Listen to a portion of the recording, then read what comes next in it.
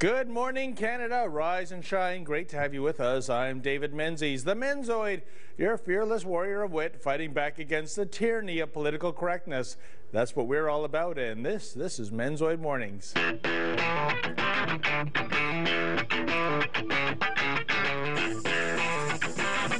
We have another action-packed show for you this morning, folks, including, well, Massachusetts is banning baggy pants. I explain why this faux pas and other fashion crimes should go the way of the dodo bird.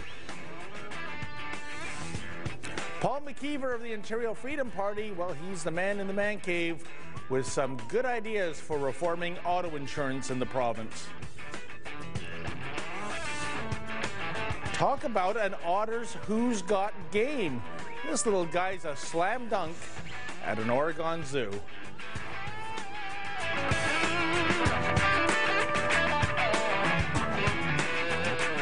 Now let's get going, folks, and we'll begin, as we will every day here on Menzoid Mornings, with something that's really grinding my gears. Time now for the Menzoid monologue.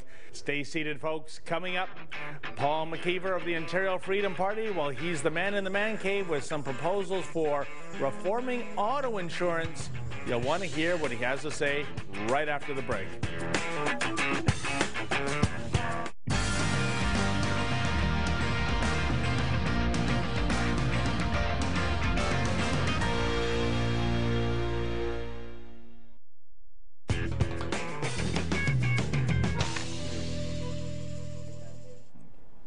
Well, Superman has his fortress of solitude, and Bruce Wayne, he's got the Bat Cave, and me, the Menzoid, have got the Menzoid Man Cave, a place to sit back, talk about the issues of the day, and I'm very happy to have back in the Man Cave with me, Paul McKeever of the Freedom Party of Ontario. Welcome back in, Paul. Oh, happy to be here, David. Fantastic. Now, last time you were here, you were talking about health care, and now another financial bugaboo in the province of Ontario, of course, is auto insurance. Yes. And a few days ago, we had Andrea Horwath, the leader of the provincial NDP party, saying that she thinks there should be a 15% cut across the board, right, because the auto industry last year, they made the P word, profit, $234 million.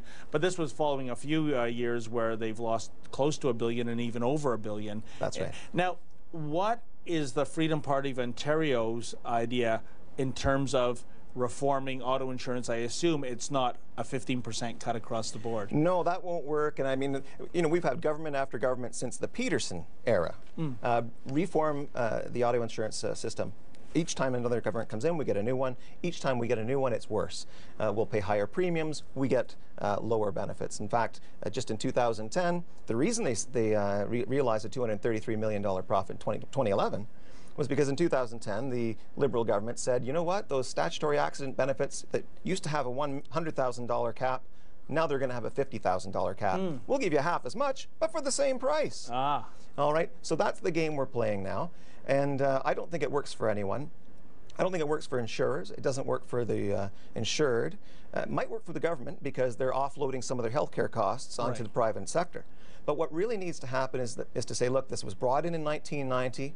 The insurance industry told them, look, this is not going to save money. There'll be a one-time savings, and any savings you get beyond that will be due to not efficiencies within the system, but to a reduction in benefits. And Paul, when you say it was brought in 1990, just to be clear, this is the no-fault system that we have. That's correct. Yeah. So so no fault. This prior to 1990, we had a system where someone bangs into you, you sue him, or you settle. 1990, they brought in basically the no-sue system.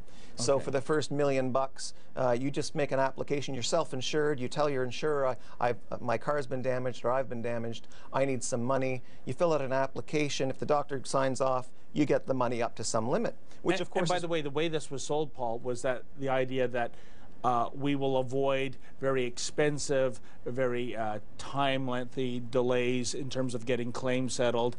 And if we have it just as no fault, that'll expedite the process and make it cheaper. But it hasn't really quite worked out that way, has it? Well, it's made it great for fraudsters. You can get money really fast, and you can get a lot of it. All you have to do is load 4 people into a car and then drive it into a dumpster, and those 4 people now, for a fee, can get access to, you know, $50,000 worth of medical treatment. They can get someone to take care of them in the home. They can maybe get $30,000 worth of income replacement. It's a great deal, and of course the guy who's setting up the accident, he's taking kickbacks from the healthcare providers, from the tow truck guy, Wow. from the guy who repairs the vehicle, who might, you know, just damage it a little more to justify a higher markup. You know, this isn't stuff I'm saying. This is what the insurance bureau is saying. Right. So what we would do is get rid of that statutory accident benefits, get rid of the fraud costs, make sure that the money you're spending is spent on benefits, getting the insurance for the full benefit for the full loss, which means restoring full tort. Now, in terms of tort reform, one of the things that they had done was, for example, pain and suffering, putting certain caps on pain and suffering. I think that's reasonable. I think it's very reasonable. That's where you're going to see the, you know, the lady who pours the hot coffee on her lap getting him $1 million or $2 million for her pain and suffering.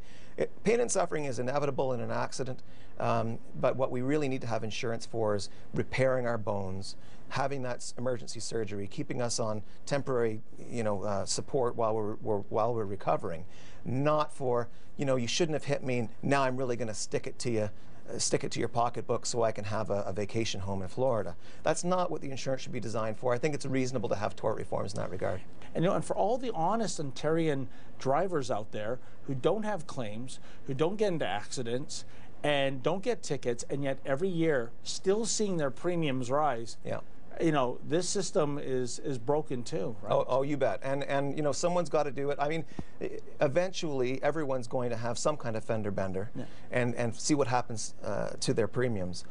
Some people, unfortunately, will find out only too late that they're not getting the benefits that they hope their premiums would pay for, and that's what we really have to look out for. Well, I hope your words are heeded at Queen's Park. Thank you so much, Paul. Always a pleasure David. to have you in the Man Cave. And folks, stick around. More Menzoid Mornings coming up right after this.